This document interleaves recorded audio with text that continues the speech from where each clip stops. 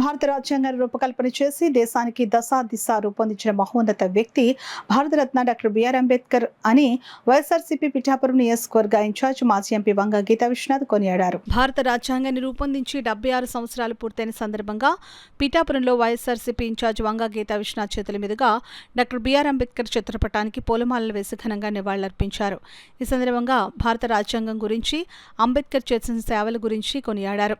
ఈ కార్యక్రమంలో YSRCP state executive council సభ్యులు గండేపల్లి బాబీ, పార్టీ పిఠాపురం పట్టణాధ్యక్షుడు రావుల మాధవరావు, కొత్తెందత్తరు, తలసెట్టి వెంకటేశ్వరరావు, పార్టీ మహిళా విభాగం జిల్లా అధ్యక్షురాలు వర్ధనేడి సుజాత, పట్టణ అధ్యక్షురాలు సామరావతి లలిత, కౌన్సిలర్లు చందాడ నీలవేణి, పెదపాటి రాజేష్, బోను దేవ, పెదపాటి నాగేశ్వరరావు, వర్ధనేడి శ్రీను, ముమ్మడి శ్రీనివాస్, ఉలవల భూషణం, బత్తిన రాజశేఖర్, వజ్రపు వీరేష్, ఆనాల సుదర్శన్, వజ్రపు బాబీ, సోరవరపు అయ్యన్న, అడపా రఘు, జవహర్ అలీ, మొహద్దీన్ తదితరులు పాల్గొన్నారు. అటువంటి పరిస్థితుల్లో రీసెంట్ గా అంటే అది కరెక్ట్ అయితే గనక, ఎందుకంటే నేను డైరెక్ట్ గా రిపోర్ట్ చూడలేదు, కానీ బట్ సోషల్ మీడియా అన్నిట్లో మేము విన్నది ఏంటంటే కేంద్ర ప్రభుత్వము హోంశాఖకి సంబంధించి ఒక రిపోర్ట్ ఇచ్చింది.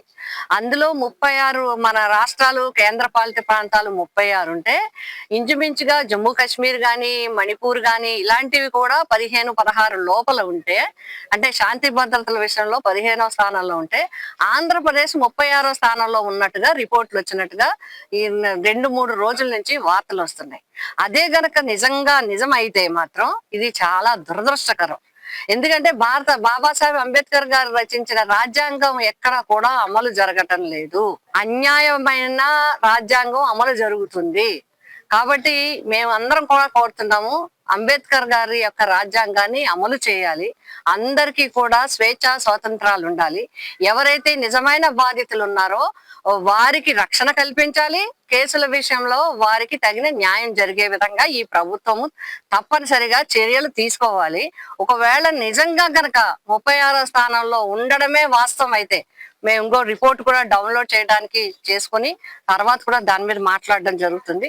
అదే గనక నిజమైతే ప్రభుత్వం దీనికి ఏం సమాధానం చెప్తుంది ప్రజలకి? ఇదే వాస్తవం అయితే ఈ రాష్ట్రంలో ఉన్న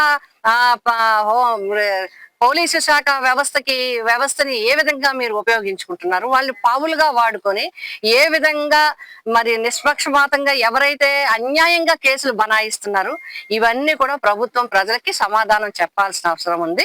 రిపోర్ట్ వచ్చిన తర్వాత మేము మాట్లాడడం జరుగుతుంది దీని మీద. మరి బాబాసాహెబ్ అంబేద్కర్ గారికి మేమందరం కూడా ఘనమైన నివాళులు అర్పిస్తున్నాం.